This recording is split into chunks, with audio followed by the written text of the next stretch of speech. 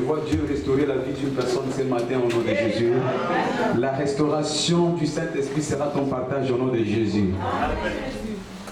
Alors, comme nous l'avons si déclaré, notre cible prophétique de ces mois a été déclarée: le plein pouvoir est mon héritage en Christ. Selon Apocalypse 5, 9 à 10. Il a fait de nous, il nous a rachetés, il a fait de nous une race de sacrificateurs pour régner. Il nous a rachetés pour régner. Il nous a rachetés pour conquérir. C'est moi, tu seras un conquérant au nom de Jésus-Christ. Et tous les dimanches, nous allons partager cette série d'enseignements que nous avons intitulée « Vivre dans le plein pouvoir ». En d'autres termes, marcher, accomplir le plein pouvoir. Dieu nous a programmés, nous a destinés pour expérimenter le plein pouvoir. D'emblée, j'aimerais dire à quelqu'un qui a engagé la lumière des Écritures est une des grandes moyens que Dieu nous a donnés pour marcher dans le plein pouvoir. Nous sommes dans un monde de la méchanceté, un monde rempli de ténèbres et d'obscurité. Mais par l'engagement de la lumière, nous assujettissons toute la puissance du ténèbre devant nous. C'est pourquoi ce dimanche, nous voulons expérimenter, vivre dans le plein pouvoir par le moyen de l'engagement de la lumière des Écritures. Psaume 74, verset 20. La Bible déclare « Aie égard à l'alliance, car le lieu obscur du pays est plein de brigands. Aie égard à l'alliance, aie égard à la lumière, aie égard à la compréhension, aie égard à la connaissance, car les lieux obscurs du pays sont remplis de brigands. Aie égard à la lumière, car le lieu obscur pour ton progrès est plein de brigands. Aie égard à la compréhension, car le lieu obscur de ta prospérité est plein de brigands. Aie égard à la lumière, car le lieu obscur de ton foyer, de ta santé, de ton mariage est plein de brigands. Nous vivons dans un monde rempli de ténèbres. Et partout où il y a le ténèbre, partout où il y a l'obscurité, c'est là où règne le brigand. Le brigand, ce sont les forces qui s'opposent à notre progrès, qui s'opposent à notre succès, qui s'opposent à notre réussite. Mais par contre, Dieu nous dit, aie égard à la compréhension, aie égard à la connaissance, aie égard à la lumière, car le lieu obscur du pays, ce matin, à la raconte de la parole de Dieu, toute obscurité va céder place à la gloire de Dieu dans ta vie, au nom de Jésus-Christ. La seule chose qui fait que les ténèbres soient soumises devant nous, c'est l'approche de la lumière. Quand la lumière arrive, cela arrête le cycle de l'obscurité. Beaucoup d'entre nous sont dans la souffrance à cause de l'obscurité. La Bible déclare dans Jean chapitre 1, verset 5, « Et la lumière, lui, et les ténèbres ne purent les contenir. Et la lumière, lui, l'apparition de la lumière empêche et annule les activités du ténèbre dans notre vie. Là où il y a les ténèbres, c'est là où il y a l'échec. Là où il y a les ténèbres, c'est là où il y a la maladie. Là où il y a les ténèbres, c'est là où il y a la pauvreté. Là où il y a les ténèbres, c'est là où il y a la stagnation et la stérilité. Mais à l'approche de la lumière, le cycle de l'obscurité s'arrête. C'est pourquoi je déclare ce matin, en vertu de cette compréhension, la lumière de la parole que tu reçois ce matin va arrêter le cycle du ténèbre dans ta vie au nom de Jésus-Christ. Quand la lumière apparaît, les ténèbres disparaissent. Alléluia. La conquête de la lumière sur les ténèbres a trois caractéristiques. Premièrement, quand la lumière apparaît, cela est instantané. Il n'y a pas de délai, il n'y a pas de protocole, il n'y a pas de limitation. À l'approche de la lumière, au même moment, les ténèbres disparaissent. Jamais tu entres dans une maison, quand il fait obscur et tu allumes, les ténèbres résistent. L'approche de la lumière de la parole annule la vie du ténèbre. C'est pourquoi ce matin, alors que tu écoutes ma voix, la rencontre avec la lumière de la parole va arrêter le cycle du ténèbre dans la vie au nom de Jésus-Christ. Il dit les ténèbres ne régneront pas toujours. Les ténèbres ne régneront pas toujours. À l'approche de la lumière de Dieu ce matin, je vois les ténèbres disparaître dans ta vie au nom de Jésus-Christ. Mais la deuxième chose qui est comme caractéristique du ténèbre, de la lumière, c'est l'indiscutabilité. Quand la lumière approche, cela est indiscutable. Le diable n'a pas le temps de négocier. Les problèmes n'ont pas le temps de négocier. Laissez-moi un délai. Quand la lumière approche, cela s'établit d'une façon indiscutable. Quand la lumière s'approche, les ténèbres se dissipent d'une façon indiscutable. C'est pourquoi ce matin, sans discussion, ton problème va céder la place à la gloire de Dieu au nom de Jésus. Cela se fait sans discussion. Mais la troisième chose où approche, la lumière est éternelle.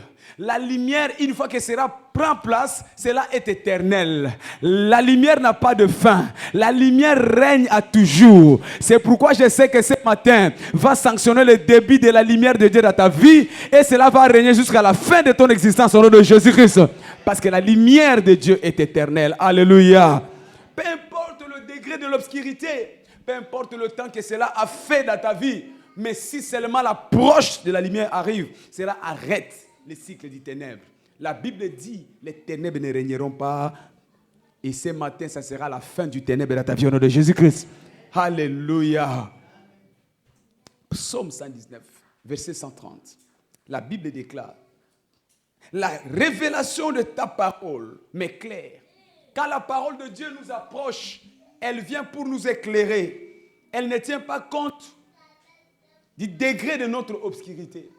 Cela ne tient pas compte du temps que cela a vécu dans notre vie. Mais la pénétration de la parole de Dieu, la révélation de la parole de Dieu nous éclaire. Et quand elle nous éclaire, elle nous apporte la vie de Dieu. Parce que derrière la parole de Dieu, il y a la vie de Dieu. Derrière la parole de Dieu, il y a la vie de Dieu. Une fois que la parole de Dieu nous éclaire, cela chasse la vie du diable. Cela chasse la vie de la médiocrité. Cela apporte la vie de Dieu, les Zoé. Alléluia. C'est pourquoi je sais que ce mois de février, tu vas émerger dans la gloire de Dieu au nom de Jésus-Christ. À cause de la vie de Dieu. Nous sommes constamment dans un combat spirituel. La vie, c'est une vie de combat. J'ai toujours dit que nous n'avons pas à combattre et conjuguer au présent continu. Les combats que nous avons aujourd'hui n'auront pas de fin du moment que nous serons dans ce monde. Nous sommes constamment dans un combat spirituel. Nous sommes constamment dans des batailles spirituelles. Et nous n'avons pas à combattre contre la chair. Nous n'avons pas à combattre contre le sang. Mais nous avons à combattre contre les forces du ténèbre. Éphésiens chapitre 6. Verset 10, livre de Éphésiens, chapitre 6, au verset 10 au 12e. La Bible déclare, au reste, fortifiez-vous. Au reste, fortifiez-vous dans le Seigneur. Fortifiez-vous dans le Seigneur. Cela veut dire tout simplement, fortifiez-vous dans la parole du Seigneur. Au reste, fortifiez-vous dans la parole du Seigneur. Au reste, soyez forts dans la parole du Seigneur. Pourquoi? Parce que vous n'avez pas à combattre contre la chair et le sang, mais vous avez à combattre contre les forces des ténèbres. Alléluia. Vous n'avez pas à lutter contre la chair et le sang. Mais vous avez à lutter contre les autorités, contre le prince de ce monde de ténèbres, contre les esprits méchants dans le lieu céleste. C'est pourquoi il dit, au reste, frères, fortifiez-vous dans la connaissance de la parole de Dieu. La parole de Dieu est donc notre atout, auquel nous puisons la force pour résister à ces forces. Au reste, fortifiez-vous quand vous êtes devant l'adversité, quand vous attendez des assauts de partout. Mais Dieu te dit ce matin, au reste, fortifiez-vous. Les combats viendront, Le combat est une réalité. Ça viendra aujourd'hui, demain, après-demain. Mais la bonne nouvelle, il dit au reste, fortifiez-vous dans le Seigneur. Fortifiez-vous dans la parole du Seigneur. C'est pourquoi je sais que par la parole que tu reçois ce matin, Dieu te renouvelle ta force au nom de Jésus-Christ. Il dit fortifiez-vous. Au reste, fortifiez-vous dans le Seigneur. Et par la force toute puissante, revêtez-vous de toutes les armes de Dieu, afin de pouvoir tenir ferme, afin de pouvoir résister contre le risque du diable. Alléluia. Car nous n'avons pas à combattre contre la chair et le sang, mais contre les dominations, contre les autorités, contre le prince de ce monde, de ténèbres, contre les esprits méchants dans les lieux célestes. Alléluia. Contre les esprits méchants dans les lieux célestes. Notre premier combat, donc, comme je disais, consiste à combattre la puissance du ténèbre. Revêtez-vous des armes spirituelles. Comment? En nous fortifiant dans la parole de Dieu. La parole de Dieu revêt de vertu la force qui nous permet d'assujettir et de dominer toutes les forces des ténèbres. Dans Daniel chapitre 11, verset 32, la Bible déclare, c'est de peuples qui connaîtront leur Dieu. Ils seront forts. C'est de peuples qui connaîtront leur Dieu. La connaissance de la parole de Dieu te rend fort. C'est de peuples. Tu as besoin d'avoir la connaissance de la parole.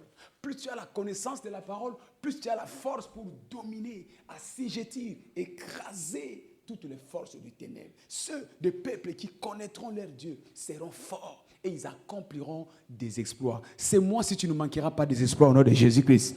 Dans toutes les batailles que le diable placera devant toi, je te vois sortir conquérant au nom de Jésus-Christ. Dans Proverbe chapitre 24, verset 5, il dit, un homme sage est plein de force. Et celui qui a de la connaissance a fermé sa vigueur. Celui qui a de la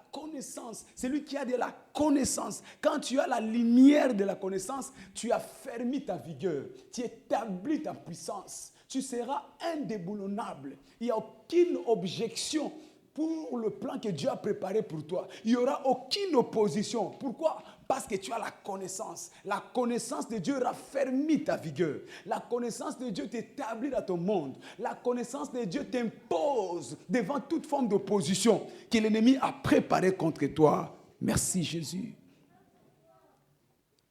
Écoutez, les ténèbres de tout degré ne se soumettent que là où il y a la connaissance de la parole. Quel que soit le degré du ténèbre, quel que soit le degré de l'obscurité, il cède le passage. Cela cède le passage là où il y a l'apparition de la connaissance de la parole de Dieu. C'est pourquoi je déclare que ce mois-ci, toi tu ne rateras pas ton percée au nom de Jésus-Christ. Tu ne le rateras pas à cause de l'approche de la connaissance de la parole. Une chose est vraie. Après le salut, la plus grande chose que Dieu donne à ses enfants, c'est la connaissance. Amen.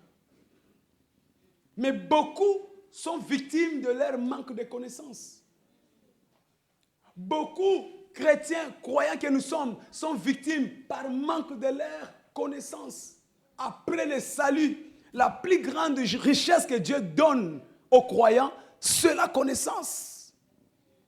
C'est pourquoi il dit dans le livre de Osée, chapitre 4 au verset 6, mon peuple, ce n'est pas le peuple du diable, ce n'est pas les païens, mais mon peuple à moi, mon peuple que je sais, mon peuple que j'ai choisi, est détruit faute de connaissance. Tu vois là où le diable nous amène la destruction, c'est par faute de connaissance. Tu vois où le diable nous amène dans les maladies, c'est par faute de connaissance. Mon peuple est détruit. Ça, c'est Dieu qui se plaint. Dieu plaît concernant ton problème, ta situation. Il dit, tu es détruit tout simplement par manque de connaissance. Qui est dans le manque de la connaissance? C'est celui qui n'a pas la lumière de la parole. Beaucoup sont encore victimes, captifs du diable. Parce que tout simplement, il leur manque la lumière de la parole de Dieu. Mon peuple est détruit. Ils sont remplis dans les églises, mais ils sont toujours captifs du diable, faute de connaissances. Ils viennent chaque jour à l'église. Ils élèvent les mains, ils adorent. Mais ils sont toujours captifs, faute de connaissances. Dans Proverbe 21, verset 16, la Bible déclare, l'homme qui s'écarte du chemin de la compréhension reposera dans la concession de la mort. Quand tu t'écartes du chemin de la compréhension, quand tu t'écartes du chemin de la lumière, quand tu t'écartes du chemin de la connaissance, tu seras dans le repos de l'assemblée des morts. Beaucoup de personnes sont morts quoique vivants. Tu les vois marcher, tu les vois manger, mais ils sont morts spirituellement. C'est pourquoi leur vie ne marche pas. Beaucoup de personnes avec tous les attributs intellectuels, mais tu regardes leur vie, ils sont morts spirituellement. Des diplômes, des grands diplômes, avec des mentions, satisfaction, distinction. Mais quand tu regardes leur vie, désolation. Beaucoup de personnes avec des beautés physiques, des femmes mariées, mais quand tu rentres dans leur foyer, c'est la destruction parce qu'ils n'ont pas la connaissance. C'est lui qui s'écarte du chemin de la connaissance reposera dans l'assemblée des morts. Beaucoup avec des affaires, mais les affaires ne font que chuter. Tout projet qui commence est condamné, voué à l'échec. Pourquoi? Parce qu'ils sont écartés de la connaissance. Mais ce matin, la lumière de la connaissance sur toi va te relever au nom de Jésus-Christ. Tu ne seras plus victime du diable au nom puissant de Jésus. Oh, je n'ai pas entendu ton amen. Dans Matthieu chapitre 13, verset 23, la Bible déclare, c'est lui qui reçoit la sémence dans la bonne terre et c'est lui qui attend. Mais pas seulement celui qui attend, mais surtout celui qui comprend. Parce qu'il y a une différence entre entendre la parole de Dieu et comprendre la parole de Dieu. Nos églises, on prêche la parole, mais est-ce que tout le monde comprend la parole? Quand nous parlons de la compréhension, ça veut dire saisir la parole. Ça veut dire posséder la parole. Ça veut dire être corrigé par la parole. C'est lui qui a reçu la bonne sémence. C'est lui qui a reçu la bonne sémence. C'est lui qui a reçu la bonne sémence, qui est tombé sur la bonne terre. C'est celui qui attend, premièrement. Mais deuxième chose, c'est celui qui comprend. Mais troisième chose, il dit, c'est celui qui le met surtout en pratique. La Bible dit, parlant de cet homme, il aura apporté beaucoup de fruits. Il portera beaucoup de fruits. Tu ne peux pas être un homme de la connaissance et ne pas porter de fruits. Tu ne peux pas être un homme de la connaissance et ne pas manifester les œuvres de ta connaissance. Là où il y a la connaissance, il y a toujours des preuves de la connaissance. Celui qui a la connaissance attire toujours la réussite. Celui qui a la connaissance attire toujours le succès. La Bible dit de lui, il porte des fruits, des graines. Une graine qui donne 100, une autre graine qui donne 60, et une autre qui donne 30. Ça veut dire que quand tu es un homme de la connaissance, tu dois jouir que de la multiplication dans ta vie, de la croissance dans ta vie. Tu auras que des résultats dans ta vie, des résultats. Tu ne peux pas être un homme infructueux. Tu auras toujours la floraison. Je déclare ce matin, ta vie sera florissante au nom de Jésus-Christ. Je disais que tu ne manqueras pas de résultats à présenter au nom de Jésus-Christ. À cause de la compréhension de la parole. Celui qui est semé sur la bonne terre, c'est celui qui attend la parole, qui comprend la parole, mais surtout celui qui le met en pratique. Gloire à Jésus. Jésus est présent ce matin. Alléluia. Nous n'avons pas à combattre ou à lutter contre la chair. Premièrement, nous avons à lutter contre la puissance des ténèbres. Mais deuxièmement, nous avons à lutter contre le ruse du diable. Notre combat consiste à lutter contre le ruse du diable. Notre combat consiste à lutter contre le ruse du diable. S'il vient par la force, il n'arrive pas à t'assujettir. S'il vient par la force, il n'arrive pas à te dominer. S'il vient par la force, il n'arrive pas à t'écraser. Il utilise la ruse. C'est pourquoi tu as besoin d'être revêtu de toute la connaissance de la parole de Dieu. Tu as besoin d'être revêtu de la lumière de la connaissance de Dieu, afin de résister pendant les jours du méchant, afin de résister pendant les jours du malin. Alléluia. Je connais un homme qui était comme toi et moi, rempli du Saint-Esprit, mais qui est tombé et qui a perdu sa domination, tout simplement à cause de la rise. Juge, chapitre 16, verset 4. Nous parlons de Samson. Cet homme était revêtu de l'autorité de Dieu pour dominer, pour régner, pour assujettir. Le diable était conscient que physiquement il ne pouvait pas, parce que cet homme avait une force extraordinaire à cause de la puissance du Saint-Esprit. Cet homme pouvait déchirer un lion en meni. Quelle force!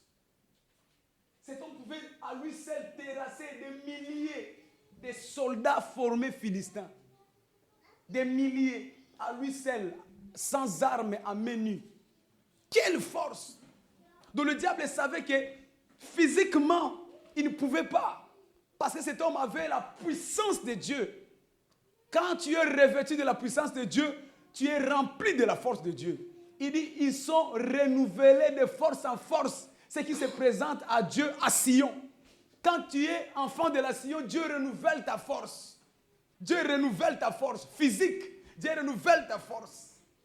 Remarque, quand tu es un enfant de Dieu, la maladie ne te connaît pas. Alléluia.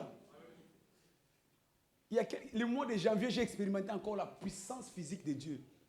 J'ai tenu pendant un mois, devant la présence de Dieu, en jeûne et prière, prêchant, priant chaque jour.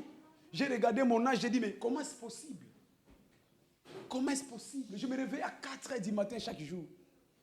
Priant, travaillant physiquement, professionnellement. Retournant à l'église, prêchant, chantant, louant, un mois plein, sans maladie, sans mal au dos. C'est là où j'ai compris que Dieu nous donne la force. Dieu te donne la force. Le diable te cherchera physiquement, il ne te trouvera pas. Il t'enverra des maladies, il ne te trouvera pas. Il t'enverra des douleurs, il ne te trouvera pas. Alors s'il comprend, s'il réalise que physiquement il ne peut rien contre toi, il utilise la malice. Quelqu'un est d'accord avec moi? Juge chapitre 16, verset 4. Écoute ce que la Bible nous dit au verset 4.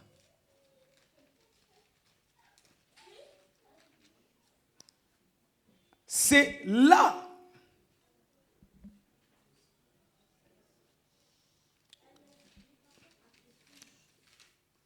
Juge 16, 4, sorry.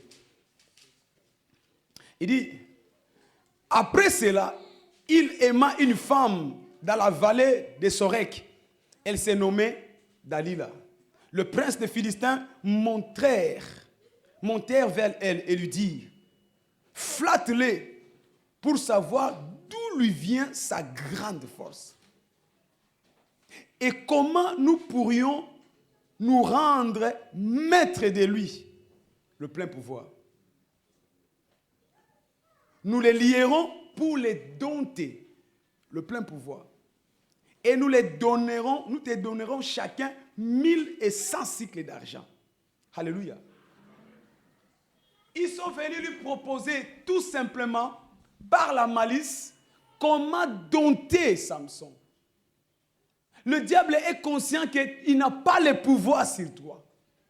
Tant que tu marches dans la lumière de la connaissance, tant que tu marches dans la compréhension de la parole, le diable n'a aucun pouvoir sur toi.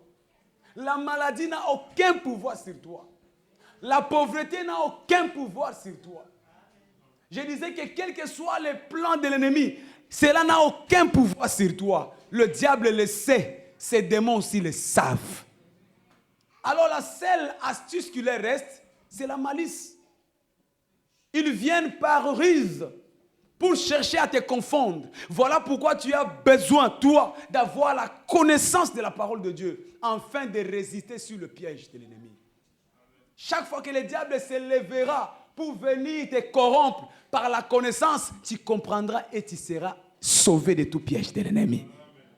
Tu as besoin donc de combattre contre la ruse de l'ennemi. La parole de Dieu, la lumière de la parole de Dieu nous exempte de tout piège du ruse de l'ennemi. Quel que soit le piège que le diable a préparé contre toi ce mois-ci, cela ne te fera rien au nom de Jésus-Christ. Toi, tu ne seras jamais dompté au nom puissant de Jésus-Christ. Il va préparer des ruses contre toi, mais cela va être voué à l'échec au nom de Jésus-Christ. Parce que toi, tu as la connaissance. La connaissance te met au-dessus de la ruse du diable. La connaissance. C'est par la connaissance que Jésus-Christ a arrêté les pièges de la ruse du diable. Si tu es fils de Dieu, la ruse, si tu es fils de Dieu. Mais Jésus lui a répondu par la connaissance, il est écrit. Il est écrit. La connaissance te met au-dessus des pièges du diable. La connaissance te place au-dessus de toute tentative que le diable préparera pour te faire sortir de ton monde de plein pouvoir et pour te dominer. Il cherchait à dominer Samson parce qu'il était indomptable. Mais la seule façon de le dompter, c'était par la ruse. Toi, tu ne seras pas victime au nom de Jésus-Christ. Vivre dans la lumière, quand nous parlons de vivre dans la lumière de la parole, c'est tout simplement marcher dans la compréhension spirituelle. Marcher dans la compréhension, pratiquer la compréhension, la parole que nous recevons, la parole que nous avons reçue. Nous commençons à vivre en fonction de cette parole. Marcher dans la compréhension spirituelle, la compréhension de la vérité, la compréhension de la parole réelle que Dieu nous a donnée. Alléluia.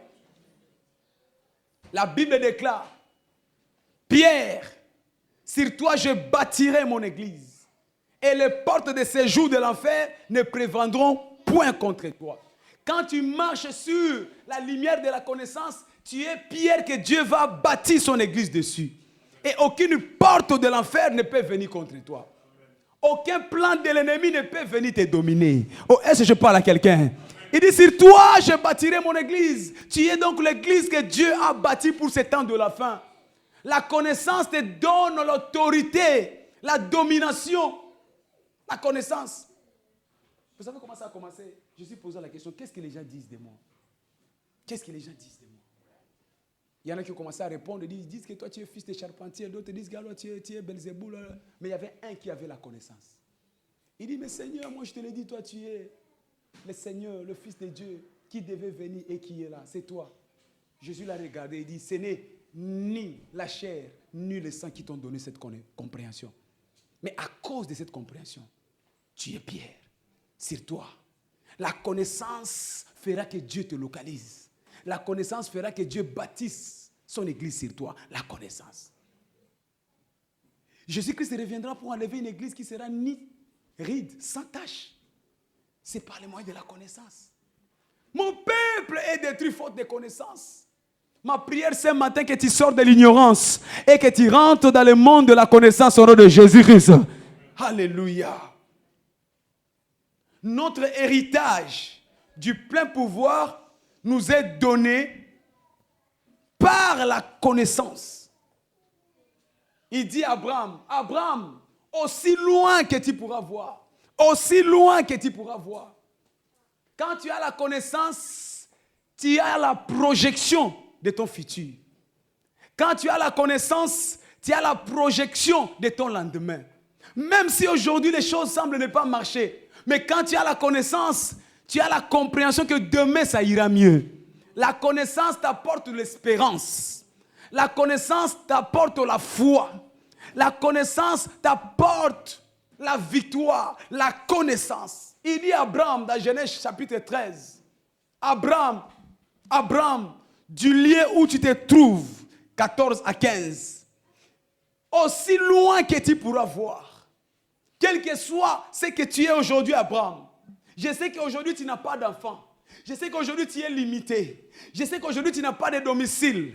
Je sais qu'aujourd'hui tu es sans papier. Je sais qu'aujourd'hui on t'a diagnostiqué une maladie. Mais Dieu dit, Abraham, lève les yeux, aussi loin que tu pourras voir.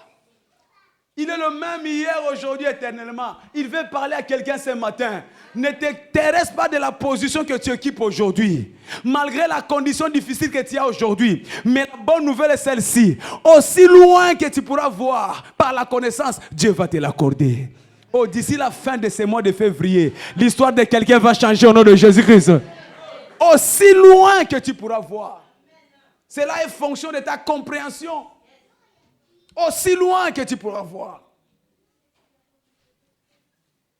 Un jour, le diacre Philippe était en mission devant cet homme qu'on appelle l'eunuque éthiopien. Dans Actes des Apôtres, chapitre 8, verset 30. Il s'approcha de lui dans un char. Il lui demanda, est-ce que tu comprends ce que tu lis? Comprends-tu ce que tu lis? Je te vois lire. Tu déroules le livre d'Ésaïe. Est-ce que tu comprends? La réponse de cet homme me disait, mais comment pourrais-je comprendre si personne ne m'explique? Écoutez, la compréhension, ce n'est pas seulement quand tu as la Bible. La compréhension, ce n'est pas seulement ce que tu notes. Mais tu as besoin de rechercher l'inspiration du Saint-Esprit. Afin qu'il te donne la compréhension. Parce qu'il y en a beaucoup qui lisent la Bible. Mais leur vie ne change pas. Parce qu'il leur manque la compréhension spirituelle des choses qui sont dans ces livres. Ces livres contiennent toutes les promesses pour le changement de ta vie. Je disais que ces livres contiennent toutes les promesses pour le changement de ta vie. Peu importe le niveau que tu es aujourd'hui, ces livres contiennent le secret pour le changement de ta vie. Mais tu as besoin de la compréhension. Comprends-tu ce que tu lis? Jusqu'à ce que tu auras la compréhension, jusqu'à ce que tu verras dans la parole de Dieu, cela ne changera pas ta vie. Dans Exode chapitre 7, verset 1, Dieu dit à Moïse, Moïse, vois, je t'établis aujourd'hui Dieu devant Pharaon, vois. Je sais que tu es dans le désert, je sais que tu es captif, je sais que tu es errant, mais vois. Dieu, avant de commencer à faire quelque chose dans la vie d'une personne, il commence par lui interpeller de voir dans sa parole. Parce que tout ce qui est nécessaire pour le changement de ta vie se trouve dans la parole. Vois. Vois. Ce que tu ne vois pas, tu ne peux pas le devenir. Il dit, vois, Moïse. Je t'établis aujourd'hui Dieu devant Pharaon. Alors Moïse avançait avec cette compréhension. Moïse avançait avec cette connaissance que je ne suis pas Moïse le captif, mais je suis maintenant Moïse Dieu. Parce que Dieu m'a dit que je suis Dieu. Parce que Dieu m'a dit que je suis supérieur à Pharaon. Parce que Dieu m'a dit que je vais dominer Pharaon. Il marchait avec cette assurance parce qu'il a vu cela dans la parole de Dieu. Tu dois entrer dans la dimension de la vision de la parole. Voir ce que Dieu te dit. Voir ce que Dieu te dit. Alléluia. Et quand nous voyons dans la parole de Dieu, quelles sont les preuves qui accompagnent notre vie de la parole de Dieu? La première chose, un homme ne peut pas dire ce qu'il n'a pas vu. Écoutez, quand tu vois quelque chose, il n'y a aucune force qui peut t'empêcher de le dire. Quand Dieu te montre quelque chose, même si tout le monde ne le voit pas, mais toi tu es à même de l'assumer parce que tu l'as vu. Devant toi, je porte un micro qui a la couleur rouge. Aucun diable ne peut venir dire le contraire. Parce que rouge reste rouge. Parce que je vis que c'est rouge. Et quand tu vois dans la parole de Dieu qu'il est écrit par ses maîtres ici, tu es guéri de toute maladie. Aucun démon ne peut venir dire le contraire. Quand tu vois dans la Bible qu'il est écrit, tu serviras l'Éternel. L'Éternel te bénira. Il bénira ton pain, il bénira ton nom, il éloignera la maladie du milieu de toi. Aucun démon ne peut venir te dire le contraire. Est-ce que quelqu'un me comprend? Donc, dans la compréhension de ce que nous voyons, première chose, ce que tu vois, c'est ce que tu diras. C'est pourquoi quand tu vois des choses te concernant dans la Bible, commence à les confesser, commence à les déclarer, commence à les proclamer. Même si cela n'est pas encore visible pour les hommes. Mais toi tu l'as vu, commence à les déclarer, commence à les confesser. Et cela finira par s'accomplir dans ta vie. Je vois quelqu'un qui va déclarer et qui va changer sa vie au nom de Jésus-Christ. Déclare! Déclare! Déclare! Actes des Apôtres chapitre 4 verset 20. Car tu ne peux que dire ce que tu as vie. Tu ne peux que dire ce que tu as dit. Nous ne pouvons pas ne pas parler de ce que nous avons vu et de ce que nous avons entendu. Quand tu y attends, quand tu le vois, tu ne peux que le déclarer. Mais la deuxième chose comme preuve de ce que nous voyons, cela crée en toi, cela génère en toi une foi immuable, une foi qui ne peut pas bouger, une foi indestructible. Quand tu vois quelque chose, cela remplit ta foi. Il y a des gens pour croire, ils doivent voir. Alors quand tu vois dans la parole de Dieu, assis-toi sur ce que tu as vu, agrandis ta foi et cela deviendra une réalité. Ça veut dire, heureux celui qui a cru, car les choses qu'il a crues, ils les verront s'accomplir. Mais pour croire, il faut les voir. Même si ton nom s'appelle Thomas, mais quand tu vois, tu dois changer d'avis. Alléluia. Même le disciple de Jésus le plus difficile, Thomas, quand il a vu que la main de Christ était trouée, il a changé d'avis. Tu ne peux pas voir et rester incrédule. Alors tu as intérêt à voir dans la lumière de la parole. Cherche à voir ce qui est marqué concernant les promesses de Dieu pour toi. Cherche à voir, cherche à voir. Quand tu vois, cela va changer ton incrédulité à une grande foi. Et cette grande foi va produire les miracles. Je déclare ce matin, par la foi que tu auras pendant ce mois de février, ton histoire va changer au nom de Jésus-Christ. Une grande foi. Une grande foi. Dans Hébreux chapitre 11, verset 33. La Bible déclare, c'est par la foi qu'ils conquirent des royaumes. C'est par la foi. D'où est venue la foi? Ils ont vu les promesses de Dieu. Ils ont vu les promesses de Dieu. Quand tu vois les promesses de Dieu, cela crée en toi la foi. Et quand la foi prend contrôle de ta vie, cela fait de toi un conquérant. Cela fait de toi un homme de plein pouvoir. Je sais que ce mois-ci, toi tu vas conquérir des territoires au nom de Jésus. Oh, tous les secteurs de ta vie qui étaient occupés par le diable, tu vas les reconquérir au nom de Jésus-Christ. Par la foi. C'est la foi qui te donne à conquérir les royaumes. Ils ont conquis les royaumes.